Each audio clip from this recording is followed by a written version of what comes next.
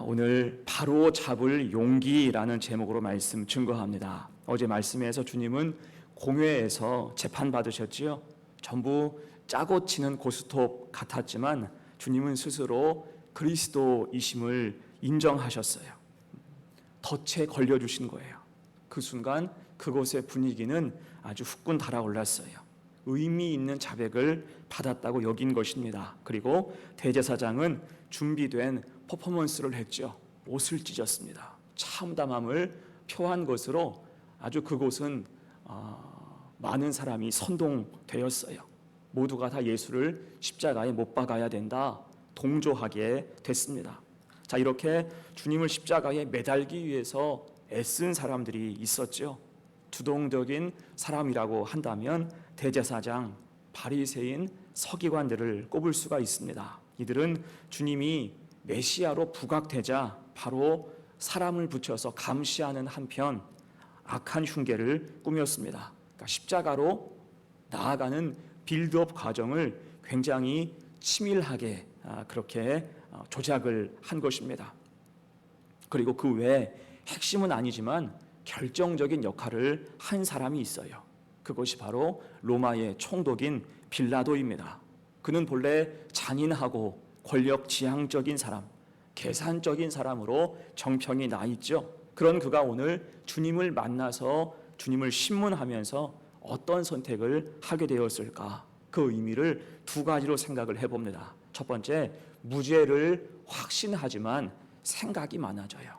생각이 깊어집니다. 사실 빌라도는 성경의 역사에서 매우 짧게 등장합니다. 하지만 그 짧은 시간을 통해서 가장 유명해진 사람 중에 하나가 됐어요. 사도신경에 그의 이름이 기록됐죠. 본디오 빌라도에게 고난을 받으사. 곧 그는 예수님의 십자가 처형을 확정한 사람입니다. 하지만 그 판정 과정은 일사천리로 이루어진 것이 아니었어요. 나름대로 고심을 했습니다. 자, 1절로 3절까지 말씀 보세요. 새벽에 대제사장들이 즉시 장로들과 서기관들 곧 온 공회와 더불어 의논하고 예수를 결박하여 끌고 가서 빌라도에게 넘겨주니 빌라도가 묻되 내가 유대인의 왕이냐? 예수께서 대답하여 이르시되 내 말이 옳도다 하시매 대제사장들이 여러 가지로 고발하는지라. 우선 대제사장, 서기관, 공회 의원들이 새벽에 주님을 끌고 빌라도에게까지 왔습니다. 그들은 지금 최대한 빠르게 이 일을 처리하고 싶은 거예요. 이때 그들이 지목한 예수님의 죄목은 크게 두 가지였지요. 하나는 신성 모독죄였습니다. 지난 14장에서 주님이 스스로 그리스도이심을 밝히셨기 때문에 이것이 신성 모독의 핵심 근거라고 주장하고 있는 것입니다. 하지만 신성 모독죄로는 로마의 법정에서 사형까지 가는 것이 쉽지가 않아요. 특히 로마는 대제국으로서 식민지 국가의 종교에 대해서는 굉장히 관대한 편이었습니다. 세금 거두는 것이 제1의 목적이었기 때문에 유화책으로 그 지역의 종교를 인정하는 것이 보통이었어요. 이를 알고 그들은 한 가지 죄목을 더 추가하지요. 그것이 내란과 반란의 혐의였습니다. 여러분, 우리나라 역사에서 내란과 반란하면 생각나는 사람이 누굽니까? 전두환이죠. 전두환 신군부. 작년 겨울에 서울의 봄이란 영화가 개봉되었잖아요. 이 전두환이 책동에서 정권을 찬탈한 그 과정이 아주 재미나게 잘 묘사가 되어 있습니다. 그 영화를 보면 유명한 대사가 있어요. 성공하면 혁명, 실패하면 반역 아닙니까? 결국 그는 성공해서 성명을 이뤄냈고 대통령이 되어서 우리가 아는 것처럼 무소불위의 권력을 휘둘렀습니다. 하지만 이후 그의 삶과 말년은 순탄치 못했죠. 학살자라는 오명을 쓰게 되었고 감옥에 갇혔고 백담사 절에도 기거했으며 심지어 죽은 후에도 그의 유골은 갈 곳이 없게 됐습니다. 지금도 집에서 보관하고 있어요. 받아주는 곳이 없기 때문에. 자, 그렇다면 비교해서 주님이 이런 반란을 책동하셨습니까? 아니죠. 곧 이것은 명백한 억지입니다. 이것을 빌라도도 알고 있어요. 그래서 2절에서 가볍게 물어요. 내가 유대인의 왕이냐? 대충 묻고 지나가는 거예요. 그러면서 빌라도는 예수님의 무죄를 거의 확신합니다. 4절 보세요. 빌라도가 또 물어 이르되 아무 대답도 없느냐? 그들이 얼마나 많은 것으로 너를 고발하는가 보라. 지금 주님을 향해서 그 처지를 딱하게 보고 있는 거예요. 그들이 얼마나 많은 것으로 너를 고발하는지 한번 보라. 쉬운 말로 하면 너 잘못 걸렸구나. 혀를 끌끌 차며 말하는 것입니다. 선수가 선수를 알아본다는 말처럼 빌라도는 대제사장, 서기관들의 시기심, 그리고 기득권을 지키기 위해서 예수를 죽이고자 하는 그 마음을 알고 있었어요. 딱 봐도 기획과 조작의 냄새가 나는 거예요. 당연히 무죄를 우선 추정하지요. 이 부분에 대해서 다른 복음서들은 더 정확하게 증언합니다. 누가복음 23장 4절 말씀이에요. 빌라도가 대제사장들과 무리에게 이르되 내가 보니 이 사람에게 죄가 없도다. 무죄를 추정해요. 또한 요한복음 18장 38절입니다. 빌라도가 이르되 진리가 무엇이냐 하더라. 이 말을 하고 다시 유대인들에게 나가서 이르되 나는 그에게서 아무 죄도 찾지 못하겠노라. 아멘. 자, 그럼 이제 할 일이 무엇입니까? 무죄를 선고해서 이 사건을 산헤드린 공회로 돌려보내야 하는 거예요. 지금 고발과 또한 이 사람을 핍박하는 일이 과하니 다시 정리해서 오라고 해야 맞습니다. 자, 그런데 여기에서 빌라도가 머뭇거리죠. 지금 다만 문제가 무엇입니까? 무죄임을 확신하지만 사건을 돌려보낸다면 저 사람들, 대제사장, 바리새인, 서기관이 만족하지 못할 것이 분명했습니다. 지금 저들의 눈은 뒤집힌 상태예요. 그래서 밤새워 재판을 하고 쉬지 않고 이 새벽에 저 예수라는 사람을 끌고 온 것입니다. 그만큼 그 속에 잔혹한 마음이 가득한데 여기서 무죄라고 했다가는 무슨 사단이 날 것만 같았어요.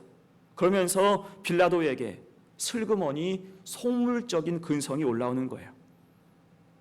무엇이 나에게 지금 이익일까? 무엇이 나를 위한 일일까? 계산하고 싶은 것입니다. 아까 제가 처음에도 이야기했듯이 그는 권력지향적인 사람이었어요. 기가 막히게 냄새를 맡고 이 사건을 어떻게 이용할까 싶은 것입니다. 양심이 요동치는 순간이죠. 여러분, 그래서 신앙이 중요하고 믿음이 값진 것이 우리가 이 사건을 보면 알 수가 있습니다. 여러분, 사람은 누구에게나 양심이 있어서 거짓 앞에서 우리 양심은 괴로워져요. 거짓을 말하고 있는 일을 없는 것처럼 이야기하고 이런 식으로 살 때 양심이 찔리게 되잖아요. 하지만 그 양심을 사뿐히 들여밟고 갈 수 있게 하는 것이 사람의 욕심입니다. 욕심 앞에서 양심은 사라져요. 욕심 앞에서 우리의 마음은 한없이 악해질 수가 있다는 것입니다. 반면에 주님 마음을 우리가 갖고 살아갈 때 어떻게 됩니까? 주님이 그 마음을 우리에게 주시면 어떻게 할 수 있어요? 선한 양심으로 살게 되는 줄로 믿습니다. 베드로전서 3장 15절 16절입니다. 같이 읽어요. 시작. 너희 마음에 그리스도를 주로 삼아 거룩하게 하고 너희 속에 있는 소망에 관한 이유를 묻는 자에게는 대답할 것을 항상 준비하되 온유와 두려움으로 하고 선한 양심을 가지라. 아멘. 우리가 주님의 마음으로 살 때 또한 주님의 말씀으로 살아갈 때 우리는 선한 양심으로 살 수 있는 것입니다. 이것으로 양심을 따라서 살아갈 수 있고요. 의를 위해서 기꺼이 진실을 말하고 고난을 감수할 수 있는 것입니다. 그래서 양심 앞에서 헛된 것에 매여 계산하는 인생이 아니라 예수 이름으로 진실함으로 예수 이름으로 진실을 말하면서 살 수 있는 우리 성도들 되시기를 간절히 축원합니다. 아멘. 두 번째, 오늘 빌라도의 행적 두 번째, 계산 끝에 주님을 넘겨줍니다. 자, 최초 빌라도의 마음은 반반이었어요. 무죄임이 확실하니 적당히 넘어가고 풀어주고 싶은 마음이 있었습니다.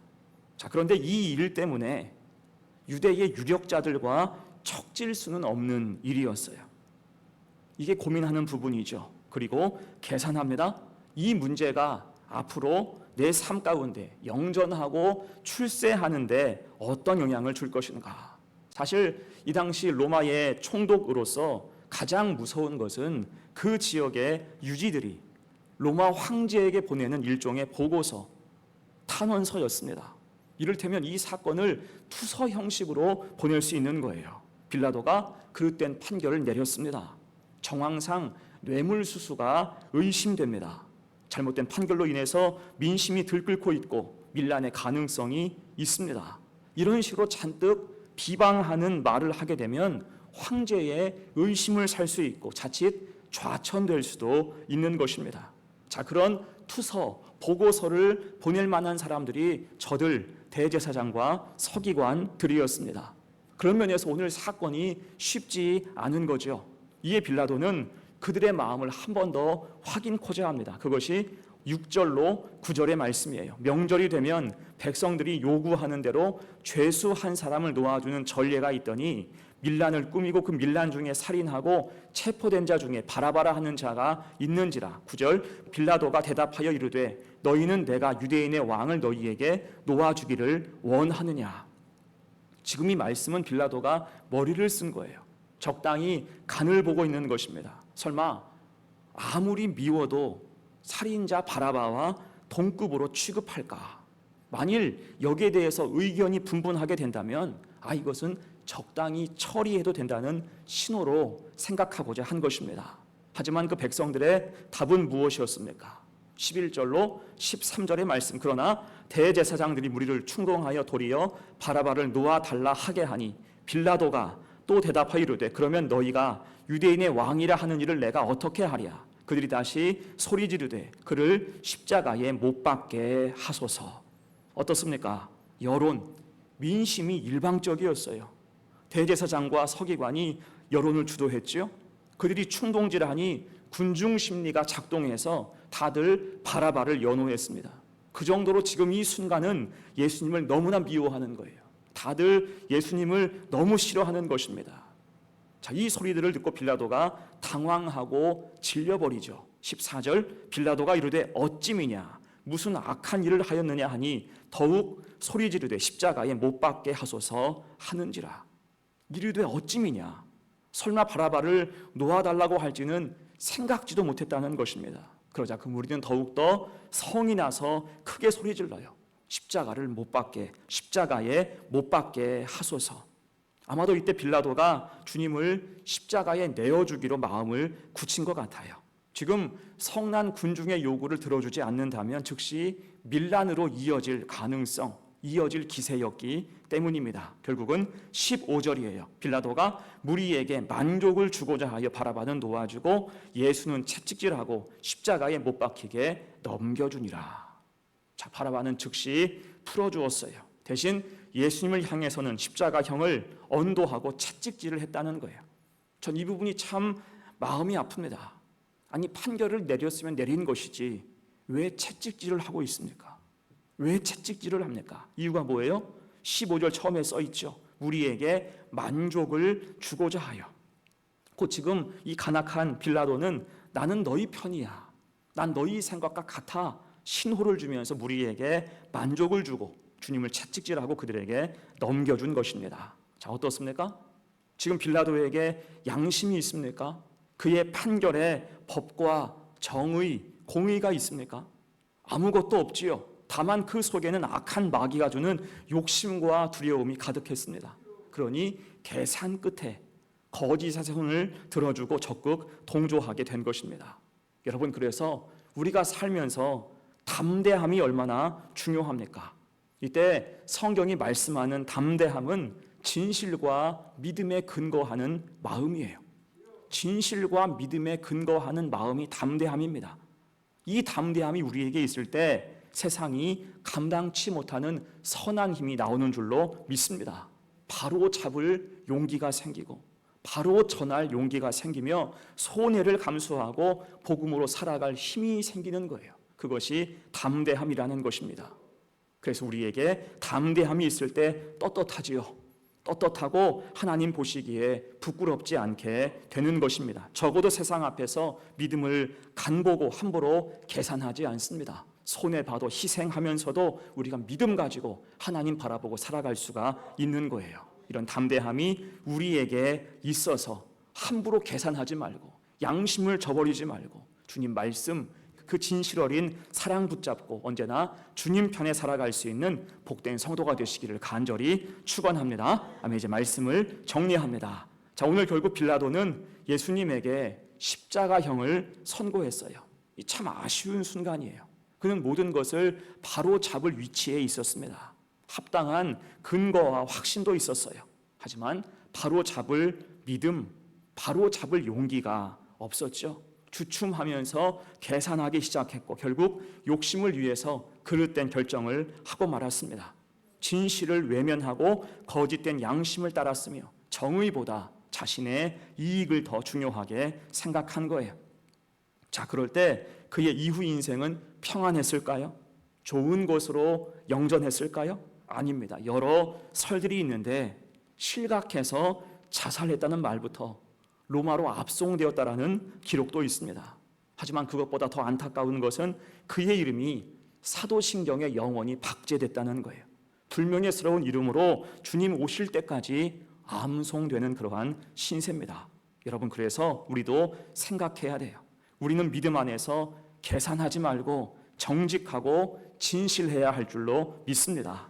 그때 비록 손해보고 조롱받는다 할지라도 그 믿음으로 말미암아 우리 이름은 영원히 생명책에 기록될 줄로 믿습니다. 이렇게 신실하고 진실하고 거룩하고 담대함으로 언제나 주님과 동행하는 복된 성도들 다 되시기를 간절히 축원합니다. 아멘. 기도하겠습니다.